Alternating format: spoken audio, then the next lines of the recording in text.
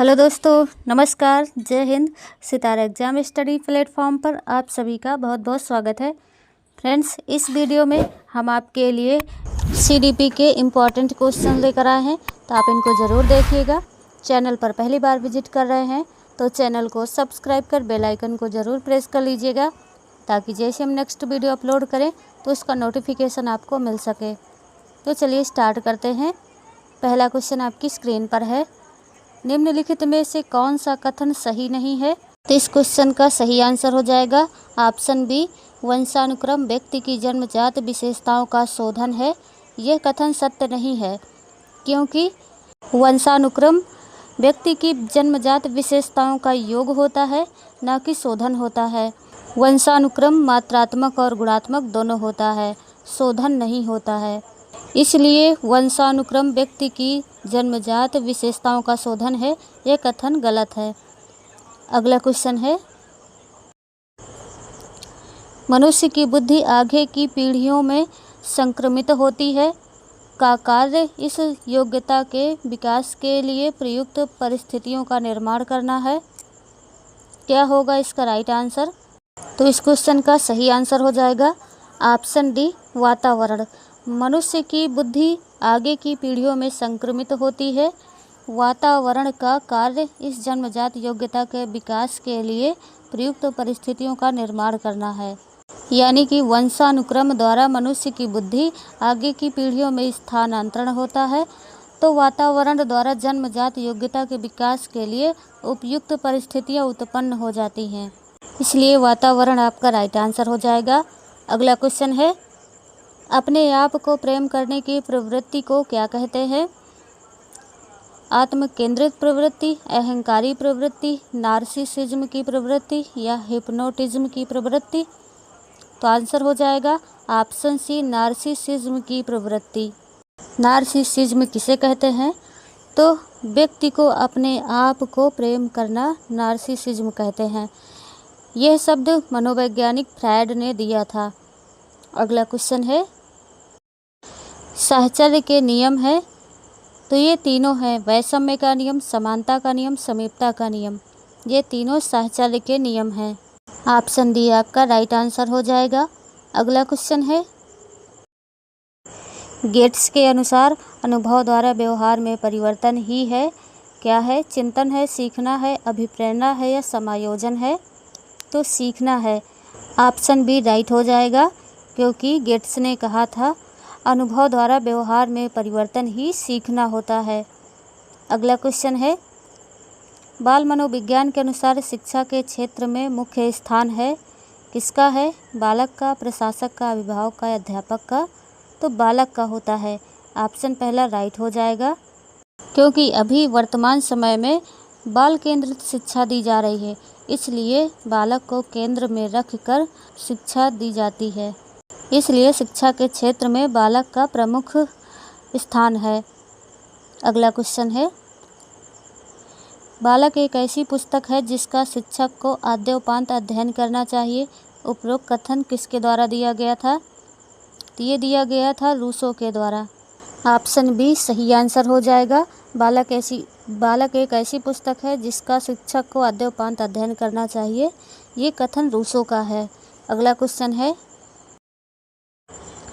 पूरे आवृत्ति वितरण के प्रतिनिधित्व करने वाले मान को कहा जाता है। तो इसका सही आंसर हो जाएगा ऑप्शन बी, केंद्रवर्ती प्रमाप का मान। पूरे आवृत्ति वितरण के प्रतिनिधित्व करने वाले विवरण को केंद्रवर्ती प्रमाप का मान कहा जाता है, जिसमें माध्य, माध्यिका और बहुलक आते हैं।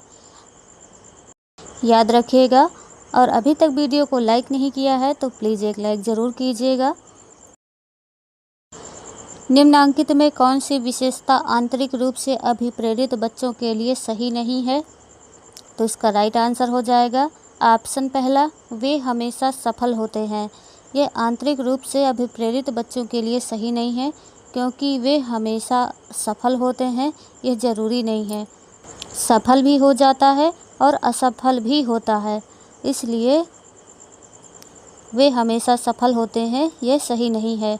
अगला क्वेश्चन है, 140 से अधिक बुद्धि लब्धि वाले बालकों को किस श्रेणी में रखेंगे? ऑप्शन सी राइट हो जाएगा, प्रतिभाशाली बुद्धि। 140 से अधिक जिसकी बुद्धि लब्धि होती है प्रतिभाशाली बुद्धि की श्रेणी में रखा जाता है।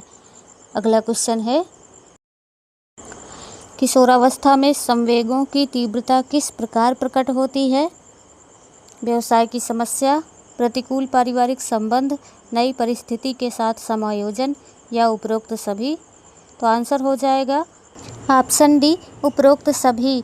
किशोरावस्था में संवेगों की तीव्रता, व्यवसाय की समस्या, प्रतिकूल पारिवारिक संबंध, नई परिस्थिति के साथ समायोजन, सभी प्रकार की परिस्थितियां होती हैं। अगला क्वेश्चन है, बाल्यावस्था की प्रमुख मनोवैज्ञानिक विशेषता क्या है? तो इसका राइट आंसर हो जाएगा ऑप्शन सी, सामूहिकता की भावना। बाल्यावस्था की प्रमुख मनोवैज्ञानिक विशेषता होती है सामूहिकता की भावना, यानी बच्चे बाल्यावस्था में ही समूह में होते हैं। सबसे ज़्यादा सामूहिक भावना की प्रबलता होती है, आत्मनिर्भरता की भावना होती है, मानसिक योग्यताओं में वृद्धि होती है, शारीरिक विकास में स्थिरता आती है, रचनात्मक कार्यों में आनंद आता है और रुचियों में परिवर्तन होता है, अलग अलग रुचि होती है। ये सब बाल्यावस्था की प्रमुख मनोवैज्ञानिक विशेषता होती है।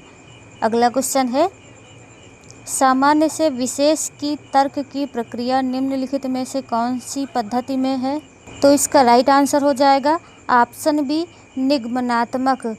निगमनात्मक तर्क के अंतर्गत सामान्य से विशिष्ट की ओर चला जाता है या नियम से उदाहरण की ओर चला जाता है।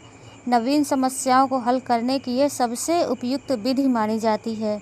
जैसे आप किसी भी चीज़ पर चर्चा करते हैं या बताते हैं, समझाते हैं, तो कभी उदाहरण दे करके समझाते हैं या कभी नियम बता करके समझाते हैं। तो सामान्य से विशिष्ट की ओर जब चला जाता है तो उसमें पहले नियम बताया जाता है, फिर उदाहरण दे करके समझाया जाता है। अगला क्वेश्चन है, सृजनशीलता मौलिक परिणामों को अभिव्यक्त करने की मानसिक क्रिया है। उपरोक्त कथन किसके द्वारा दिया गया है? स्किनर के द्वारा, रास के द्वारा, क्रो के द्वारा या जेम्स ड्रेवर के द्वारा? तो इसका राइट आंसर हो जाएगा ऑप्शन सी, क्रो के द्वारा। ऑप्शन सी राइट हो जाएगा। नेक्स्ट क्वेश्चन है, प्रयास व भूल सिद्धांत के प्रतिपादक हैं कौन है? पावलोव, कोहलर, मैकडूगल या थॉर्नडाइक? तो आंसर है ऑप्शन डी, थॉर्नडाइक। प्रयास व भूल सिद्धांत के प्रतिपादक थॉर्नडाइक हैं। इन्होंने अपना प्रयोग बिल्ली पर किया था। अगला क्वेश्चन है, सीखने के पठार के निराकरण के लिए क्या नहीं करना चाहिए? तो इसका राइट आंसर हो जाएगा ऑप्शन ए, उसे दंडित करना चाहिए। बच्चे को दंडित करना चाहिए, यह सही नहीं है। सीखने का पठार के निराकरण के लिए, यानी जब बच्चा सीखते समय कोई रुचि नहीं लेता है, उसमें उन्नति नहीं होती है, कोई प्रोग्रेस नहीं होती है, तो उसके निराकरण के लिए उनको दंड नहीं देना चाहिए। उसके कारण का अध्ययन करना चाहिए कि बालक क्यों नहीं सीख रहा।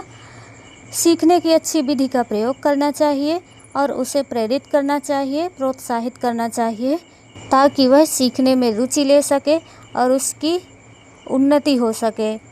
सीखने वाले को कभी दंडित नहीं करना चाहिए। अगला क्वेश्चन है, जिस वक्र रेखा में प्रारंभ में सीखने की गति तीव्र होती है और बाद में यह क्रमशः मंद हो जाती है, उसे कहते हैं, क्या कहते हैं? नतोदर वक्र, उन्नतोदर वक्र, मिश्रित वक्र या वक्र रेखा नहीं होती है? तो आंसर हो जाएगा उन्नतोदर वक्र।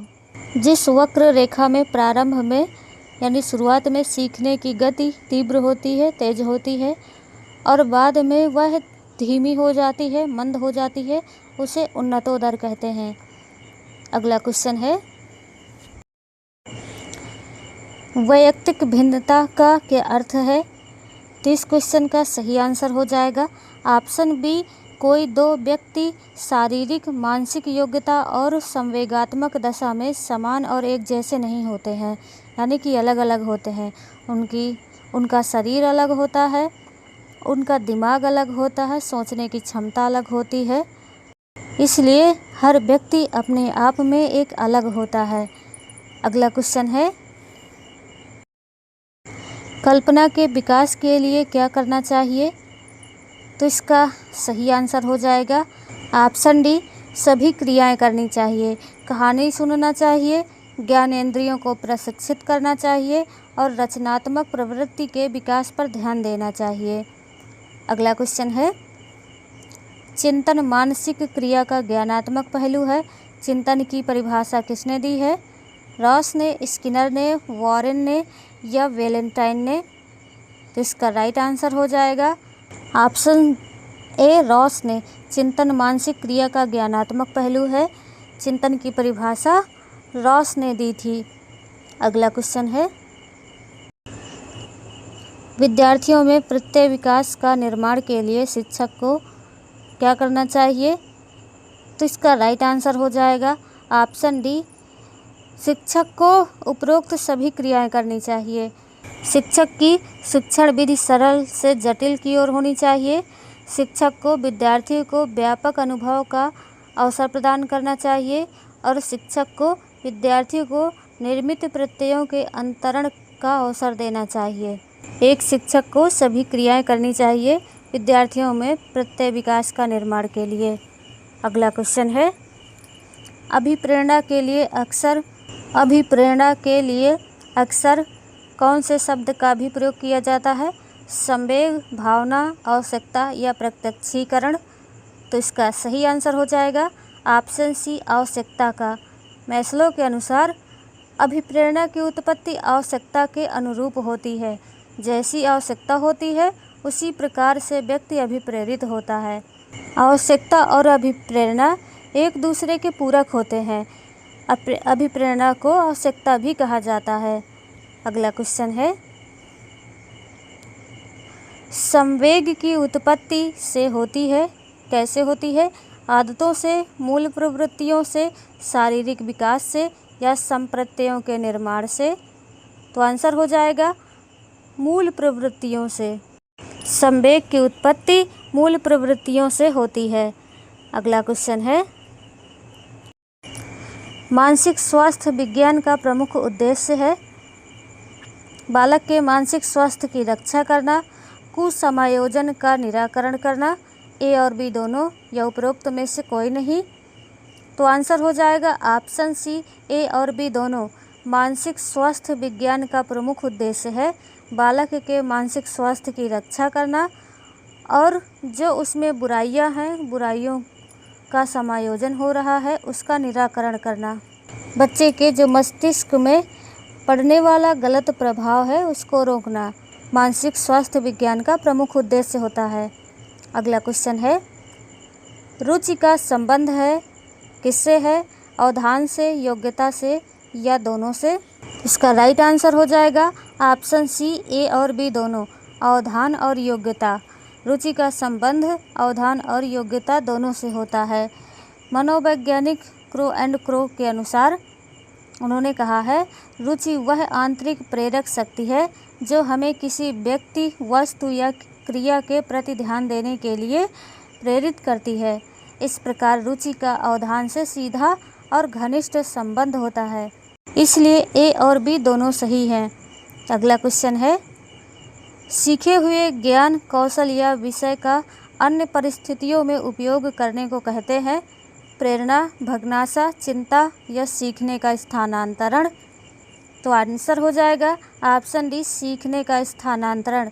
जैसे आप साइकिल चलाना जानते हैं तो आप बाइक को आसानी से चला लेंगे। जैसे आप ट्रैक्टर को चलाना जानते हैं तो आप ट्रक को आसानी से चला लेंगे। इसलिए सीखे हुए ज्ञान, कौशल और विषय का अन्य परिस्थितियों में उपयोग करने को सीखने का स्थानांतरण कहते हैं।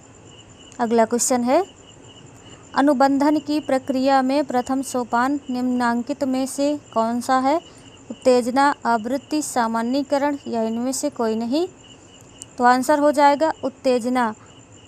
अनुबंधन की प्रक्रिया में प्रथम सोपान होता है उत्तेजना। जैसे कि आप किसी काम के बारे में, किसी चीज़ के बारे में, किसी विषय के बारे में जानना चाहते हैं, करना चाहते हैं, तो आपके अंदर एक उत्तेजना होगी, तभी आप उस काम को कर पाएंगे या सीख पाएंगे। उत्तेजना अनुबंधन की प्रक्रिया का प्रथम सोपान होता है। अगला क्वेश्चन है, स्मृति सीखी हुई वस्तु का सीधा उपयोग है। यह कथन किसका है? मैकडूगल का है, वुडवर्थ का है, रॉस का है या ड्रेवर का है? तो सही आंसर हो जाएगा ऑप्शन बी, वुडवर्थ का है। स्मृति सीखी हुई वस्तु का सीधा उपयोग है, यह वुडवर्थ ने कहा था। नेक्स्ट क्वेश्चन है, निम्नलिखित में से कौन सी दशा या दशाएं ध्यान को आकर्षित करने की आंतरिक दशा नहीं है? आवश्यकता, उद्दीपन की स्थिति, ए या बी या ए और बी दोनों? तो इसका सही आंसर है ऑप्शन बी, उद्दीपन की स्थिति। उद्दीपन की स्थिति ध्यान आकर्षित करने की बाहरी दशा है, जबकि आवश्यकता ध्यान आकर्षित करने की आंतरिक दशा है, इसलिए ऑप्शन बी राइट हो जाएगा। नेक्स्ट है, पढ़ाते समय सामान्य कक्षा में अध्यापक का सर्वाधिक ध्यान किस मनोवैज्ञानिक तथ्य पर होना चाहिए? शिक्षण तकनीक पर, वैयक्तिक भिन्नता पर, शारीरिक क्षमता पर या पारिवारिक स्थिति पर? तो इसका राइट आंसर हो जाएगा ऑप्शन बी, वैयक्तिक भिन्नता पर। पढ़ाते समय सामान्य कक्षा में अध्यापक को सबसे ज़्यादा वैयक्तिक विभिन्नता पर ध्यान देना चाहिए, क्योंकि सभी बच्चे अलग अलग बुद्धि के होते हैं। तो फ्रेंड्स, आज के क्वेश्चन आपको कैसे लगे कमेंट करके ज़रूर बताइए। वीडियो को लाइक कीजिए, शेयर कीजिए, चैनल को सब्सक्राइब कीजिए। मिलते हैं और क्वेश्चंस के साथ नेक्स्ट वीडियो में। तब तक के लिए नमस्कार, जय हिंद।